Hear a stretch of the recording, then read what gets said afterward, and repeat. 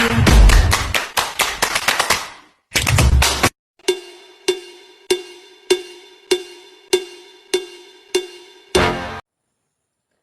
talumpati tungkol sa pangarap. Ang pagkakaroon ng mga pangarap ay walang pinipiling edad sa buhay, lahat ay pantay-pantay. Mayroong iba't ibang klase sa pangarap.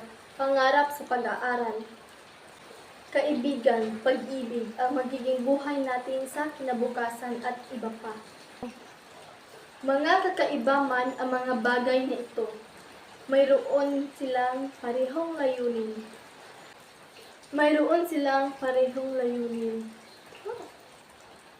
Ang makamit ang pangarap na iyon. Ako ay simpleng tao pero malaki ang pangarap sa buhay. Pangarap na makapagtapos ng pag-aaral at masuklian ang ibinibigay ng mga magulang. Mayroong mga pangarap na minsan ay abot kamay, pero sa mga hindi inaasahan pagkakataon, minsan ito'y naglalaho na parang bula na lamang. Para sa mga ganitong pagkakataon na tayo mawala ng pag-asa, pilitin nating bumangon at gumawa ulit ng panibagong pangarap. Ang buhay ay sadyang mapagbiro. Mayroong ibang bagay na hindi itinadhana para sa atin, mapamaterial man o hindi. Sabi nga nila, kung hindi ukol ay hindi bubukol. Kapag tayo ay nabigo sa ating mga pangarap, huwag po tayong malulumbay sa buhay.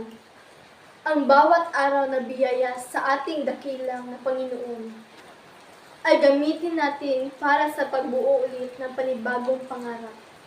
Alam nating mahirap ang pagdadaanan natin bago natin maabot ang ating mga pangarap.